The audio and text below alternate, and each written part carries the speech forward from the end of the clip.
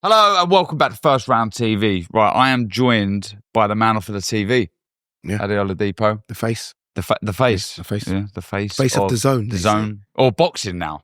I would say boxing. Are you saying that? I'm not going to say well, look, if if the zone is the global home of boxing, and then you are the face of boxing. You know what? You're the face of boxing. I like it, yeah. Yeah, there's not many attached. That's actually quite crazy. Right, so this is something a little bit different here. We're going to do a debate. There's a big fight coming up, if you didn't know, and you've been sleeping under a rock. Chris Eubank Jr. versus Conor Benn, April 26th. So here's how this is going to work. Darren and Adi have two cards. One Conor Benn, the other Chris Eubank Jr. A question gets read out. They flip a card and they have to defend the fight they pull. No backing out. Then we throw 3 minutes on the clock. It's a head-to-head debate. No filters, no timeouts. When the bell goes, that's the round done. New question, new card, new clash. Let's see who comes out swinging. Why does your fighter have bigger shoes to fill? You going top? Yeah? Yep. All right, I've got Eubank Jr. Conor. Interesting. I'm going to jump ahead straight away. I think Eubank Jr. has the bigger shoes to fill because the Eubank name's unbeaten against the Benns. It's unbeaten against the Benns, isn't it? Yeah. I mean, look, I thought... Wrongly so. Yeah, wrongly so. I thought Nigel won the second fight, but the scorecards right now say 1 win, 1 draw. 1 win, 1 draw. And look, he's been the one that's gone to the top of the mountain. Say what you want, IBO is still a world title. He's done that. He's achieved that. He's fought the bigger names. He's the older fighter. He's the guy with more weight on him. And I mean physically more weight. All pressure on him. All pressure on this man, Chris Eubank Jr. He, I think, has, in the eyes of the public, spoke the most and maybe not delivered on the promise. Remember his dad early was saying he's going to be better than Roy Jones Jr., Andre Ward, Floyd Mayweather.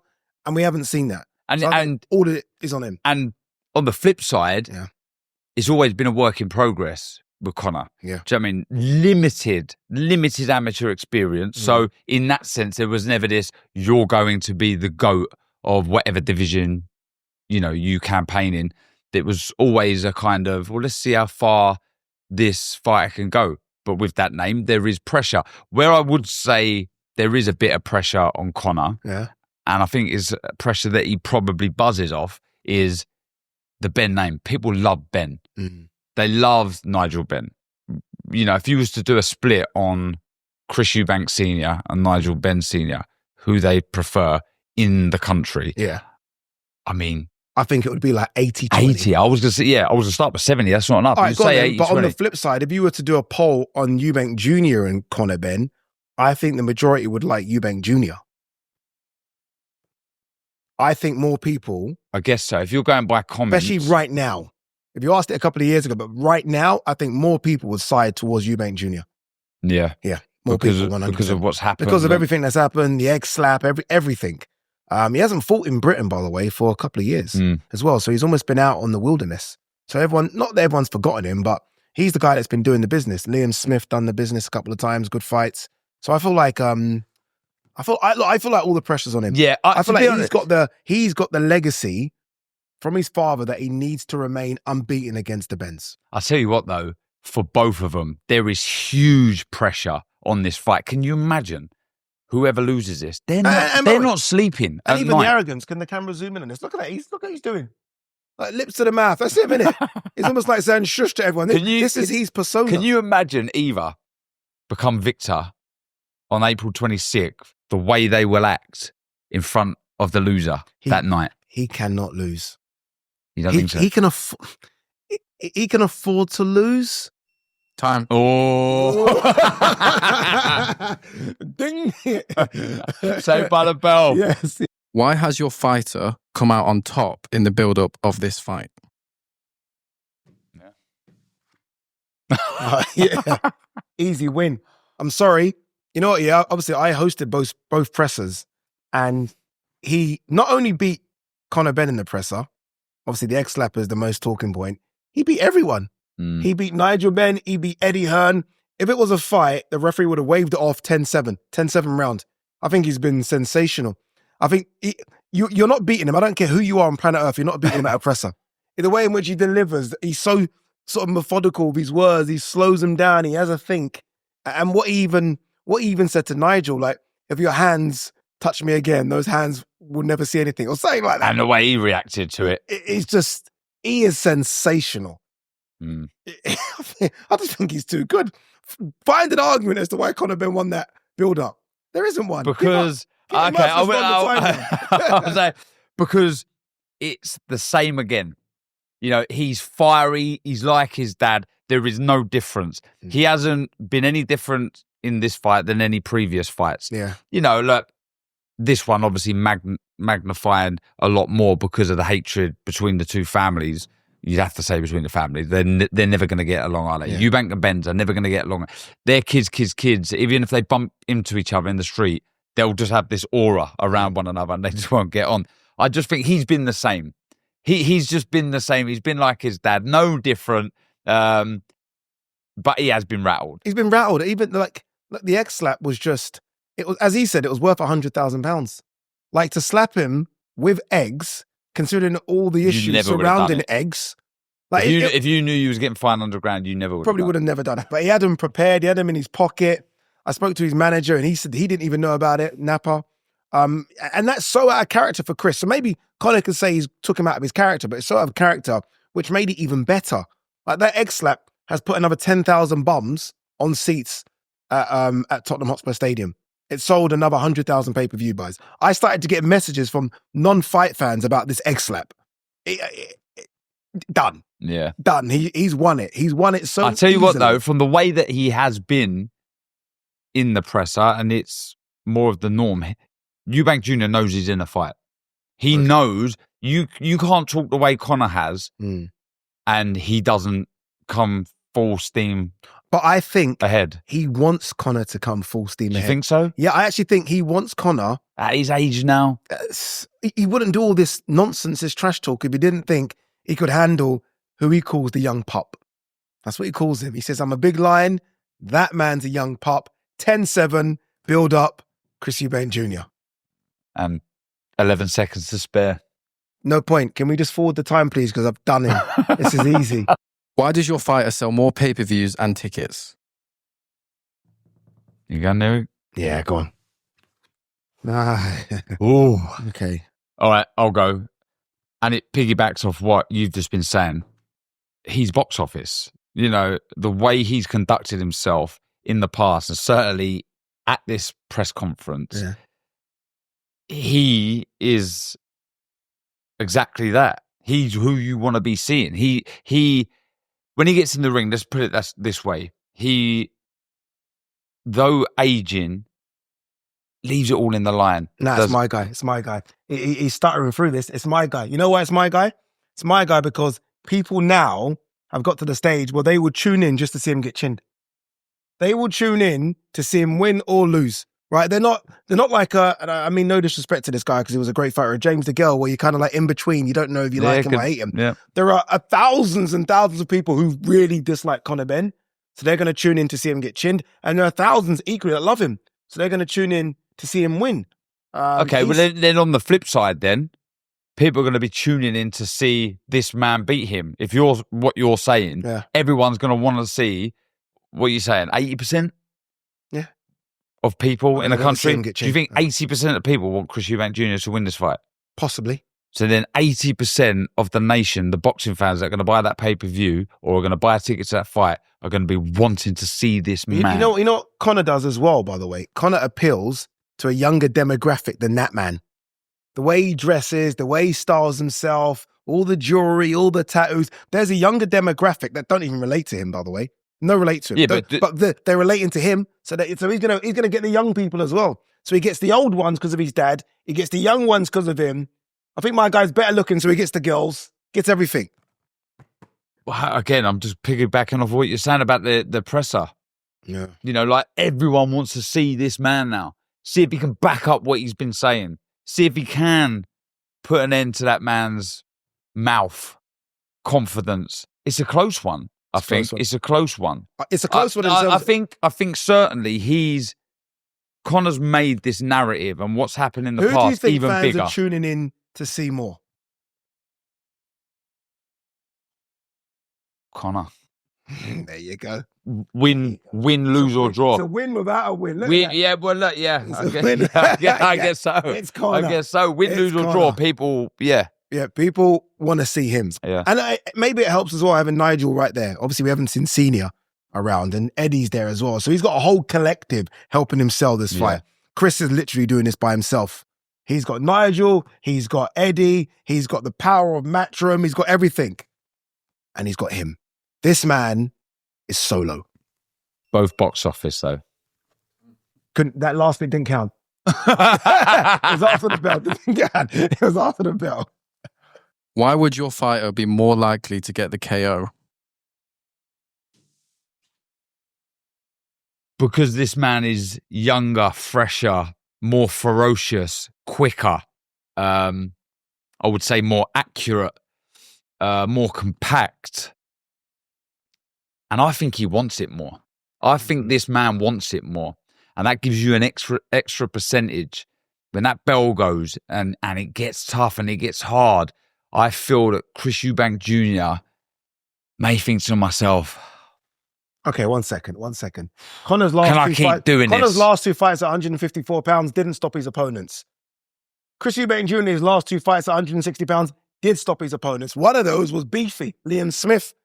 It was levels above. I love and Zarameta. Stop both of them. Now, I love Conor, but Conor's a 147 guy coming up. This guy has legitimately stopped guys that are 160, that come down from 190, 180 to 160. He still carries the power. He carries power, but does he carry it at the higher weight class? We don't know because we haven't seen it. I'm going with the guy that's proven to carry the power. And we've seen him knock guys out at 160 and 168. We've seen him knock guys out at 168. Conor's only stopped guys at 147. So we don't know. Liam Smith. What? Liam Smith. Who? What happened in that first fight? First fight, he got chinned. Yeah. He got chinned with an elbow. So, and what did he do? We were all saying... What did he do in the second fight? Yeah. What did but he do? He got chinned though. No, so that aura now. Yeah, it's that not an answer. aura. Yeah, it's not an answer. What did he do? Yeah, but that first fight still happened. That aura surrounding his chin has gone now. He can 100% get chinned. I think we know that now, right? But we also know that he can chin at the higher weight class. Conor can chin. I'm not taking that away from him. The boy's got power. Can he chin at 160? We don't know. And the last two fights, as I said, at 154, unfortunately, didn't chin those guys at 154. So does the power carry up the higher weight class? 35 years old now. That punch resistance, that goes. But as Barry Jones always says, that eyesight goes. What's the last thing to go, though? Power. Has he ever been a concussive knockout artist? No, but timing. You know this. You've done the fight game. It's all about timing. And his timing might be a bit better than I think you're clutching. I think you're clutching. I'm going with the guy. I think this man's speed, aggression, will to win, youth, freshness is going to be too much. You know the for the aging Eubank Jr. 15 seconds. The issue with Conor Benn is all about the weight class, and that's what there are so many question marks. He's got ball down. That makes your punch resistance weaker. When you've got to come back down to a weight you don't want to at 35 years old, I think he could get chinned. It's out of all of this. Where does your fighter go next if they was to win?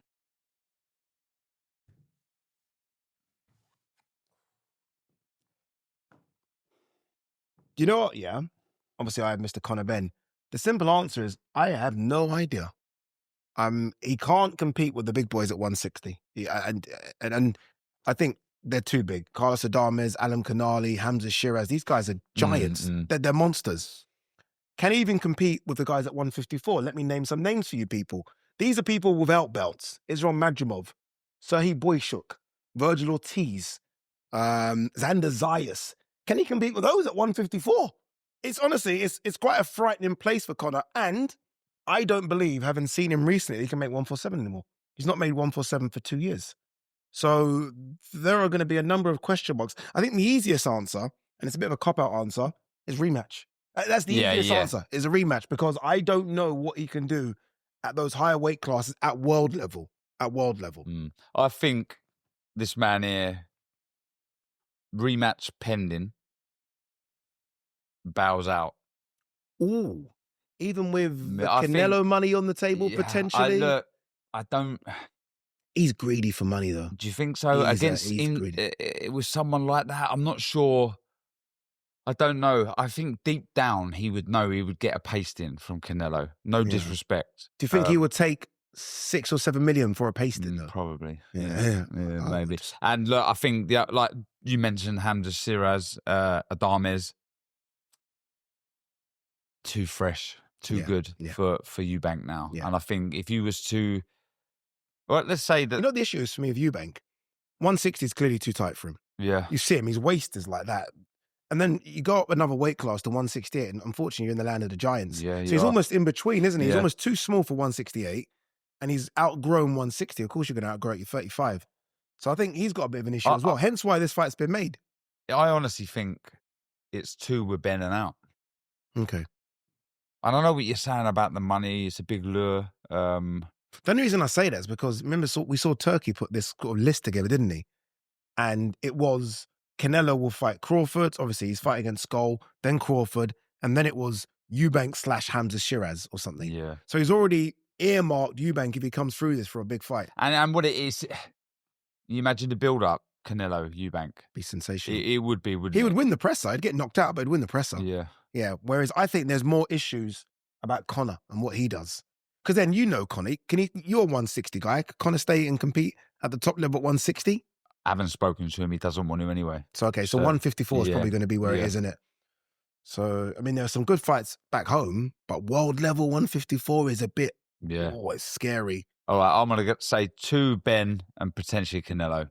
I'm going to say rematch Eubank, and then we'll see. Why does your fighter want or need the win more?